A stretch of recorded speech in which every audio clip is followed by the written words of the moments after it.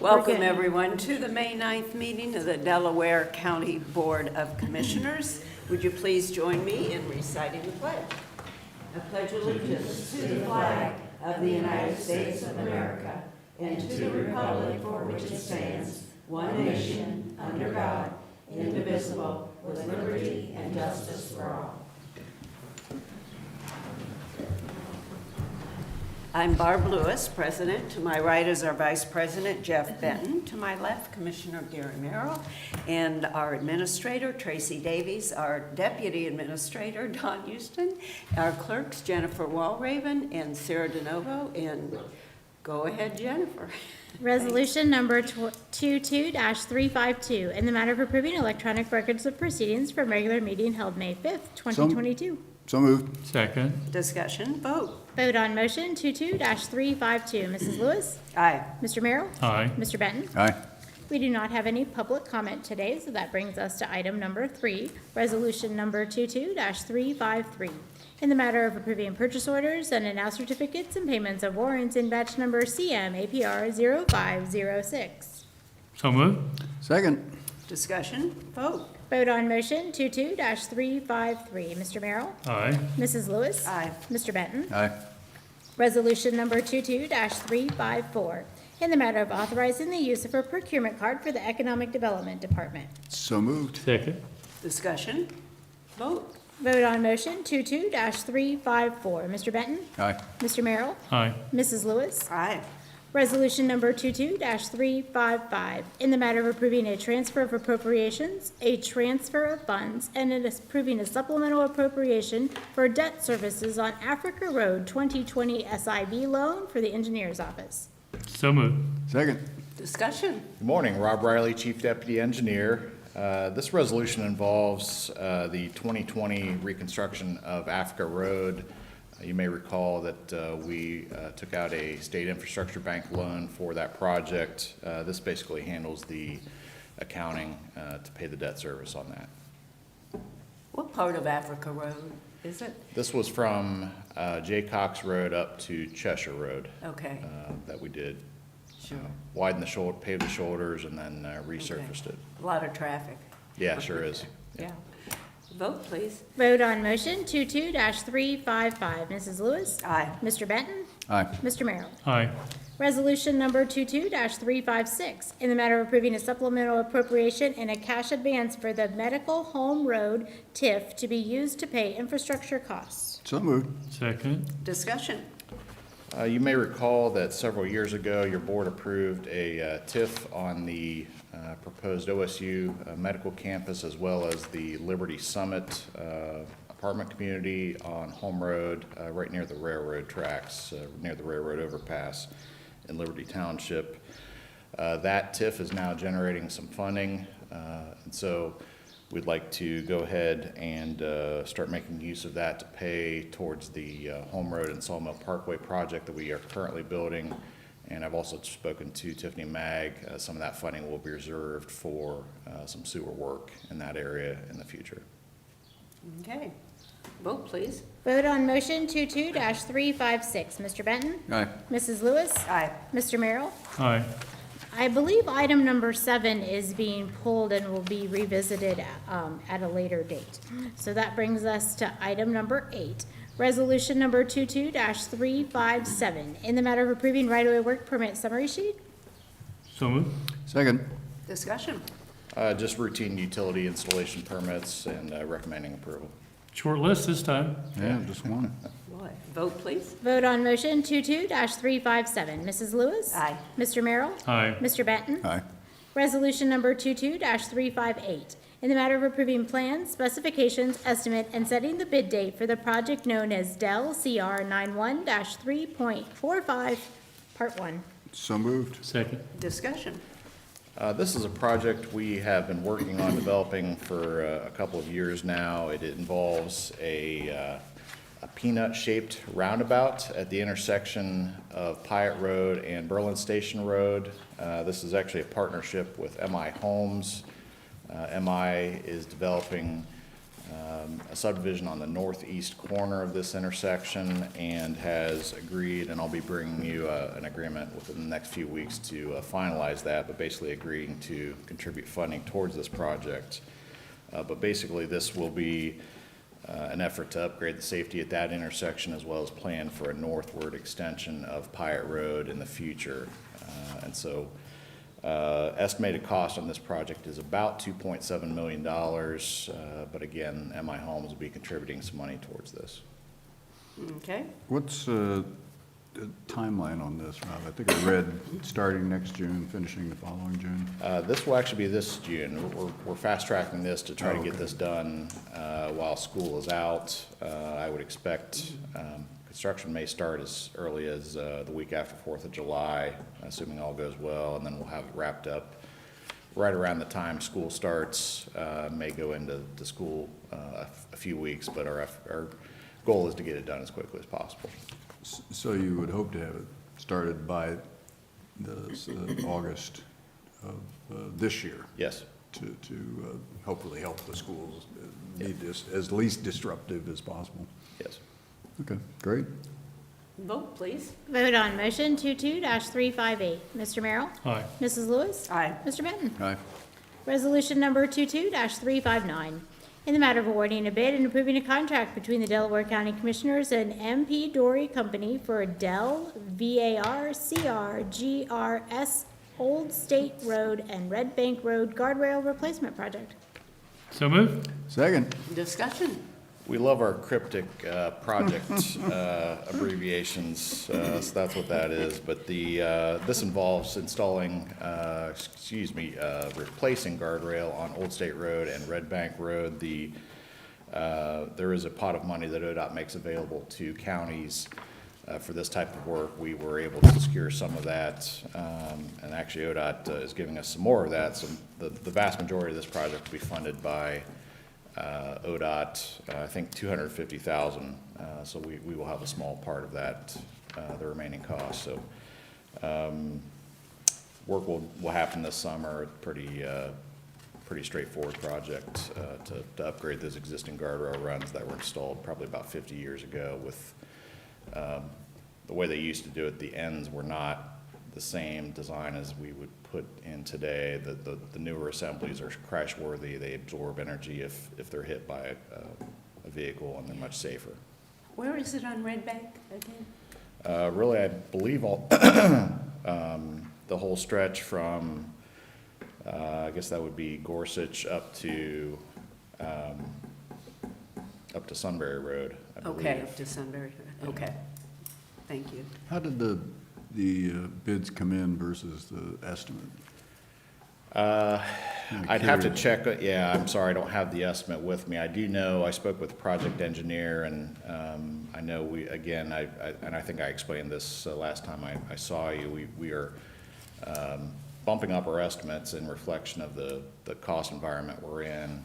I know this did come in, obviously we're able to award it. I can get you some more information on how that's compared to the estimate, but we're seeing inflation across the board with every type of material, really every type of construction, since it involves usually diesel fuel, which if you've been past the fuel stations, you know what that costs now.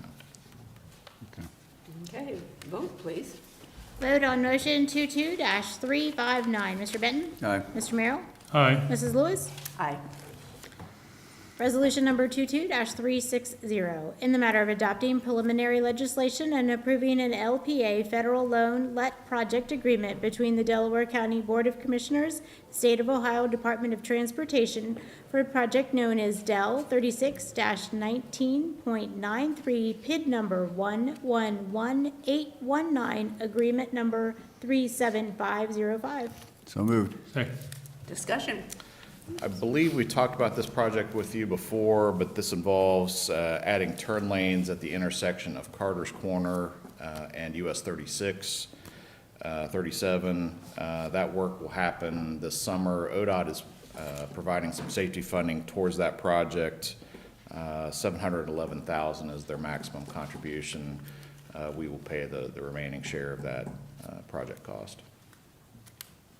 Okay, vote please. Vote on motion 22-360. Mrs. Lewis? Aye. Mr. Benton? Aye. Mr. Merrill? Aye. Resolution number 22-361, in the matter of declaring a necessity and the intent of the Delaware County Board of Commissioners to appropriate property. So moved. Second. Discussion. We were unable to reach agreement with a property owner on Broadmiller Road. As we always do, we will continue to work with them towards a settlement, but this allows the project to move ahead on schedule. Okay, vote please. Vote on motion 22-361. Mr. Benton? Aye. Mrs. Lewis? Aye. Mr. Merrill? Aye. Thank you.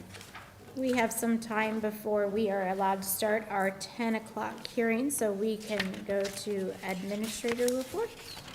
Good morning, Commissioners. Just wanted to note that we have our TID meeting this week on Wednesday morning, so I will be attending that, and that's all I have today. What time is it, Tracy? I believe it's at 9:30. 9:30. Yeah, that's what And I I have nothing to report. Okay. Commissioner Benton. thought. Just a few things. Commissioner Merrill and I went to the Liberty Township Fire Station groundbreaking on, I think it was Wednesday of last week. That was, again, a nice location, good consolidation of facilities and improvement of their old facility, that sort of thing.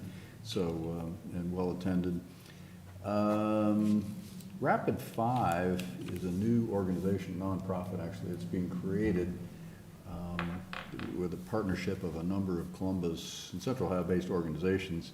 And their mission is to coordinate waterway corridors and paths and transportation.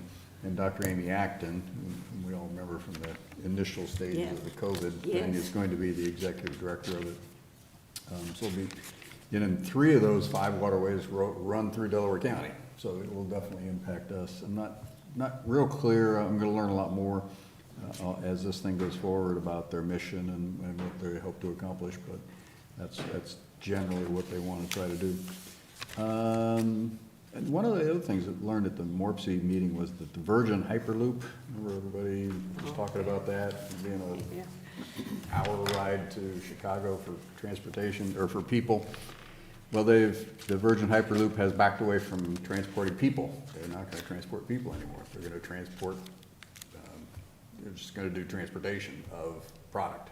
Product, yeah. So it won't be Supplies. people anymore. They just kind of quietly backed away from moving Oh, people. okay. 500 miles an hour between here and Chicago.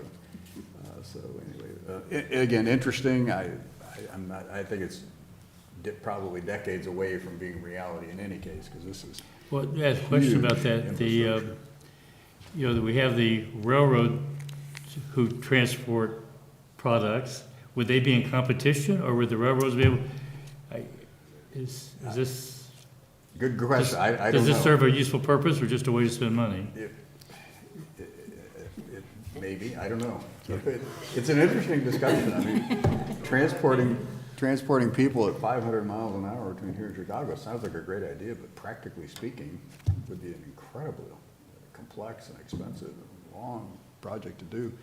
So for whatever reason, they've backed away from transporting people to just transporting product. When you say they, was it? The Virgin Hyperloop organization is a thing that Virgin, what's the guy's name, Richard Branson? Oh, okay, Had okay. initiated and gotten some public funding for, and there were, MORPC was MORPC one of was- the partners in this venture, because originally they were talking from Pittsburgh to Columbus to Indianapolis That's to what I Chicago. thought, yeah, And, it was longer.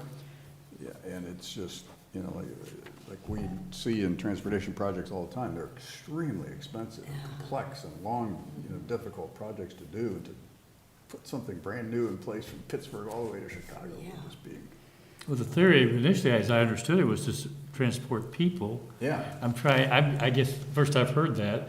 I'm just trying to understand how much of these products begin and end in that. I don't know. And again, it was a very brief conversation at MORPC, just, hey, by the way, Virgin Hyperloop is changing from transporting people to products, and so don't know a whole lot more than that. We can always check with MORPC. Yeah, See what they know. we'll learn more, Yeah, I'm sure, as yeah. time goes on. And then lastly, I did see this little note in front of me. It was sitting on my desk here as I was getting into session. It's kind of cryptic. It says 48-1, and number 1 seed golf, number 3 seed women's tennis. So I don't know who put it there. If anybody has any ideas on who might have put this there? Commissioner Lewis, do you have any ideas? I'm not, well, I don't know. I'm, It's not think signed or there's a anything? suspicious No, person. it's not signed. Yeah, So whoever it was must not be proud of their teams. I'm So- looking at the handwriting here, which looks a little familiar. Coincidentally, 48-1 is the record for the University of Oklahoma softball team. Oh, is it really? Yeah, so that's a pretty impressive record, wouldn't you say? That's pretty good. How many, do you happen to know how many teams they've run ruled?